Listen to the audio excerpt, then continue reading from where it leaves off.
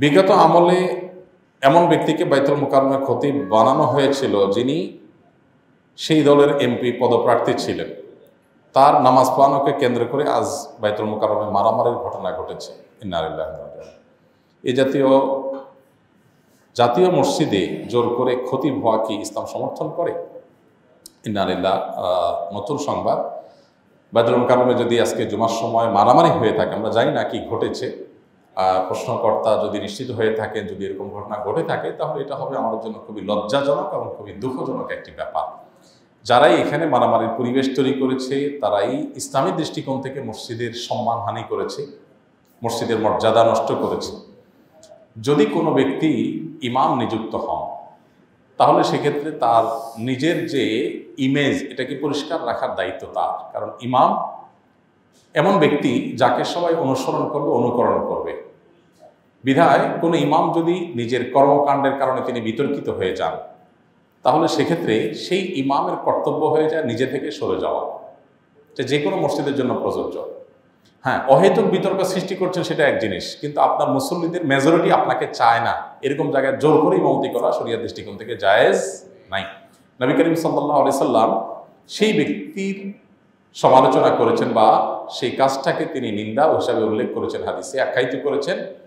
যদি কোনো ব্যক্তি ইমামতি করেন অথচ তার মুসল্লিরা তার উপরে কারিহ বা নাখোশ, মুসল্লিরা তাকে চায় না, তারপরে তিনি জোর করে ইমামতি করতে চান, এই ইমাম কখনো ভালো মানুষ হতে পারে না এবং এই কাজটা কখনো ভালো কাজ হতে পারে না। নবী করিম সাল্লাল্লাহু আলাইহি ওয়াসাল্লামের হাদিসে এই কাজটি খারাপ হওয়ার ব্যাপারে আলোচনা হয়েছে। অতএব এই রকম পরিস্থিতিতে জোর করে আমাকে ইমামতি করতে হবে, খতিব করতে হবে, এটা একেবারেই ন্যাক্কারজনক। এবং বিশেষ করে জাতীয় মসজিদের মতো জায়গা যেখানে আসলে গোটা দেশের মানুষ যেটার দিকে তাকিয়ে থাকে, যেখান থেকে শেখার চেষ্টা করে, সেখানে এরকম ঘটনা যদি হয়ে থাকে সেটা খুবই দুঃখজনক এবং মনোবিপ্রেত ঘটনা। এরকম হওয়া উচিত না।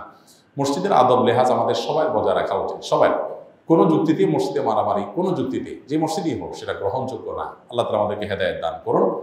আর ইমাম সাহেব, খতিব সাহেব হিসাবে যারাই দায়িত্বপ্রাপ্ত হবেন তারা বিতর্কের ঊর্ধ্বে থাকার চেষ্টা করবেন। হ্যাঁ, মানুষ হিসাবে কেউ বিতর্কের ঊর্ধ্বে উঠে যাবেন না, ভুল আমাদের হতে পারে, কিন্তু যদি মেজরিটি মানুষের কাছে আমি বিতর্কিত হয়ে যাবে, মেজরিটি মানুষ যদি আমাকে না চায়, তাহলে সেক্ষেত্রে আসলে জবরদস্তি সেখানে জায়গা বা চেয়ার দখল করা বা ইমামতির জায়গা দখল করে রাখা, এটা একেবারে অযৌক্তিক। মসজিদের সম্মানার্থেই, আল্লাহর ঘরের সম্মানার্থে, দিনের প্রতি শ্রদ্ধার জায়গা থেকে আমাদের এই সমস্ত ক্ষেত্রে দায়িত্বশীল হওয়া উচিত। কি ঘটেছে সেখানে আমরা পুরোপুরি যদিও জানি না, কিন্তু যদি বাইতুল মুকাররমে এরকম ঘটনা ঘটে থাকে আজ, সেটা হবে আমাদের জন্য খুবই লজ্জাজনক ঘটনা এবং খুবই দুঃখজনক একটি ঘটনা।